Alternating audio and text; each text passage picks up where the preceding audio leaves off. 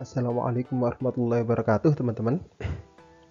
Pada pertemuan kali ini kita akan membahas tentang akal dan wahyu menurut Asy'ariyah dan Maturidiyah. Setelah kita minggu kemarin membahas tentang akal dan wahyu menurut Mu'tazilah, maka di pertemuan kali ini kita akan membahas tentang Asy'ariyah dan Maturidiyah.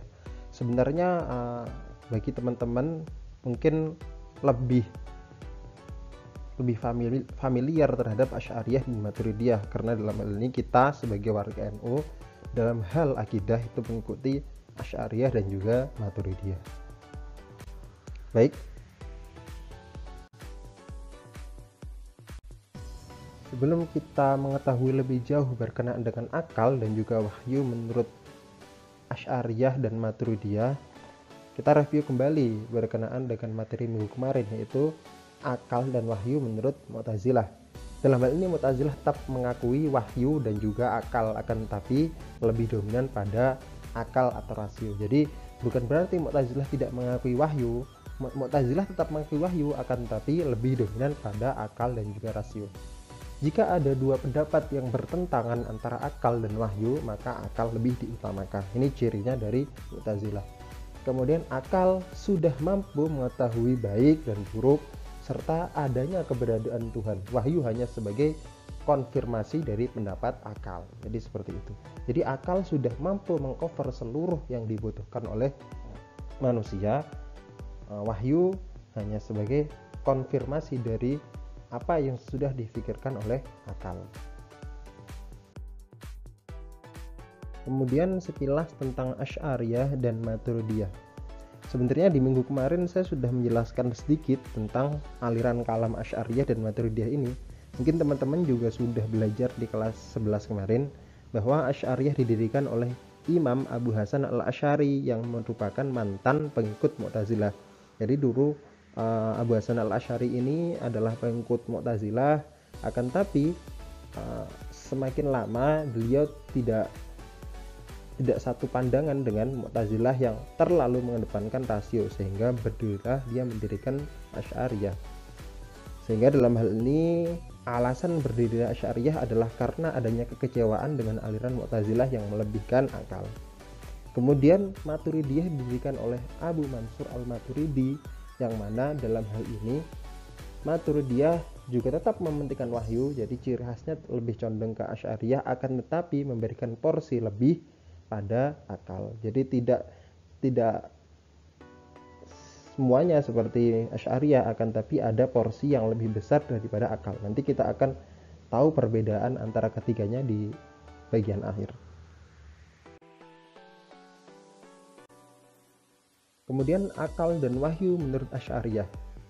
Dalam hal ini Asy'ariyah berpendapat bahwa akal memang mampu mengetahui adanya Tuhan hanya sebatas pengetahuan saja, bahwa ketika ada sesuatu yang diciptakan pasti ada pencipta. Ketika ada dunia ini maka akan ada pencipta dari dunia ini. Akal sudah bisa merasiokan itu, jadi hanya sampai pada mengetahui adanya Tuhan. Sedangkan pengetahuan manusia tentang baik dan jahat serta kewajiban pengetahuan atau mengetahui Tuhan itu berasal dari wahyu. Kemudian Al-Ghazali menyebutkan bahwa akal tidak mampu membawa kewajiban bagi manusia karena itu merupakan ketentuan dari wahyu. Jadi akal tidak bisa memberikan kewajiban-kewajiban pada manusia, karena dalam hal ini kewajiban-kewajiban itu ranahnya adalah wahyu. Berbeda dengan Mu'tazilah kemarin, bahwa Mu'tazilah sudah berpendapat, atau mereka berpendapat bahwa kewajiban-kewajiban manusia untuk condong kepada kebaikan, keburukan itu sudah bisa dirasiokan dengan akal, jadi berbeda. Kemudian Asy-Syarastani juga mengatakan bahwa menurut Asy'ariyah kewajiban seluruhnya berdasarkan wahyu. Akal tidak mewajibkan apapun dan tidak menentukan baik dan buruk. Jadi kelihatan berbeda sekali ya. Asy'ariyah ini lebih condong kepada wahyu, segala kewajiban itu berasal dari wahyu. Akal hanya mampu mengetahui saja, mengetahui adanya Tuhan, itu pun hanya mengetahui adanya Tuhan, seperti itu. Kemudian akal dan wahyu menurut Maturidiyah. Maturidiyah juga menyebutkan bahwa kewajiban juga berasal dari wahyu. yang artinya ini hampir sama dengan Asy'ariyah, bahwa kewajiban-kewajiban yang ditanggungkan kepada kita manusia itu berasal dari wahyu, bukan berasal dari akal, akan tetapi berkenaan dengan pengetahuan, baik itu tentang Tuhan, tentang baik dan buruk, itu bisa diketahui oleh akal. Akan tapi dalam hal ini Maturidiyah mengelompokkan pengetahuan baik dan buruk menurut akal itu terdiri dari 3. Yang pertama, sesuatu yang hanya bisa diketahui kebaikannya oleh akal. Kemudian sesuatu yang hanya bisa diketahui keburukannya oleh akal. Kemudian sesuatu yang tidak bisa diketahui kebaikannya dan keburukannya oleh akal kecuali setelah ada petunjuk wahyu. Contohnya apa sih, Pak? Contohnya ketika kita jujur, pasti kita akan mendapatkan hal-hal yang baik, itu bisa diketahui oleh akal. Kemudian ketika kita berbohong, maka kita akan mendapatkan keburukan atau mendapatkan sesuatu yang tidak baik, itu bisa dirasionalkan dengan akal. Akan tapi ketika kita berbuat jujur, kita berbuat amanah, kita akan ada feedbacknya di luar dari kebaikan itu. Misalkan kita mendapatkan pahala, itu baru ada kebaikan dan keburukan sesuai dengan petunjuk wahyu. Ketika kita melaksanakan kejelekan, kita akan dapat balasan setimpal di dunia, akan tapi kita juga mendapatkan balasan setimpal di akhirat. Lah, balasan setimpal di akhirat ini tidak bisa dilogikakan dengan akal, akan tapi harus ada petunjuk wahyu. Mungkin penjelasan sedikit cepat ya, biar menitnya juga nggak terlalu cepat, biar kalian juga nggak bosan kalau terlalu lama. Silahkan nanti dilihat lagi, diputar lagi, diulang-ulang lagi.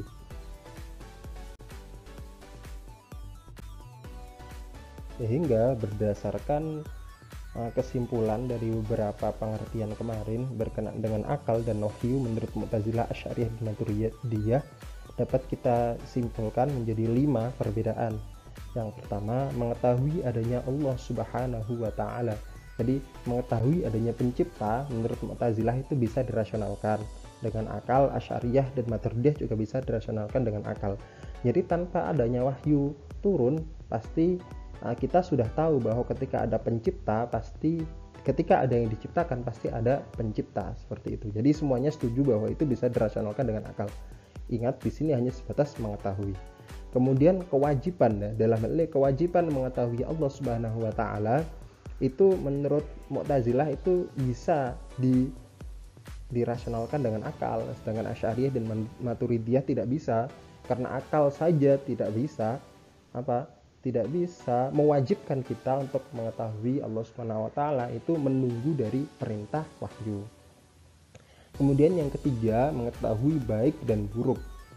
Jadi hanya sebatas mengetahui di sini, mengetahui baik dan buruk, bahwa ketika jujur pasti kita akan mendapatkan kebaikan, ketika kita berbohong pasti kita akan mendapatkan keburukan. Jadi mengetahui itu saja menurut Mu'tazilah itu bisa dirasionalkan dengan akal, dengan Asy'ariyah lebih condong kepada wahyu. Jadi akal tidak bisa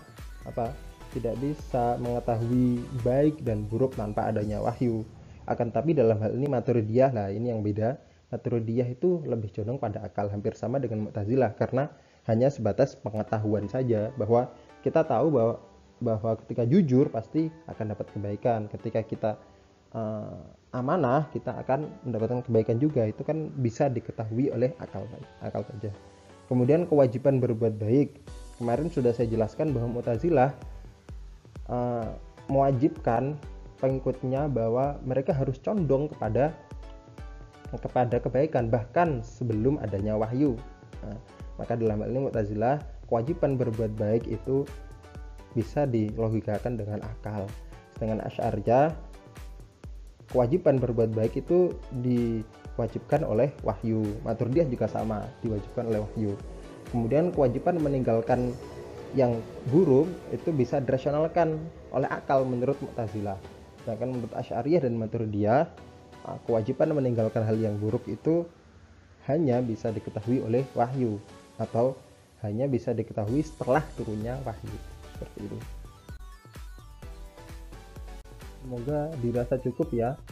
Untuk selanjutnya ada latihan soal. Yang pertama, bagaimana sih posisi akal bagi Asy'ariyah dan juga Maturidiyah? Yang kedua, NU sebagai organisasi masyarakat dalam bidang akidah mengikuti Asy'ariyah dan Maturidiyah. Apa maksudnya? Nah, nanti silahkan dijawab.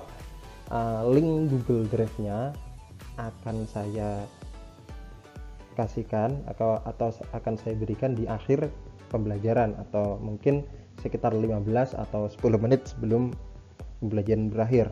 Dan karena kemarin ada masukan dari beberapa guru bahwa seenggaknya paling tidak tugas itu harus dikumpulkan sebelum teman-teman yang mondok itu memberikan HP-nya ke pengurus pondok. Jadi untuk materi atau untuk latihan soal ini saya tunggu jawabannya sampai jam 12 siang nanti, atau paling molor nanti jam 1. Bisa dipahami ya, semoga. Baik, mungkin itu saja dari saya, kurang lebihnya mohon maaf, dan terima kasih telah menyimak materi kali ini. Pada pertemuan selanjutnya kita akan melakukan ulangan harian yang merupakan ulangan dalam satu bab yang telah kita lalui. Harap direview kembali materi-materi sebelumnya, bisa dilihat di video-video yang telah saya berikan di Google Classroom atau yang sudah saya upload di YouTube. Baik, assalamualaikum warahmatullahi wabarakatuh.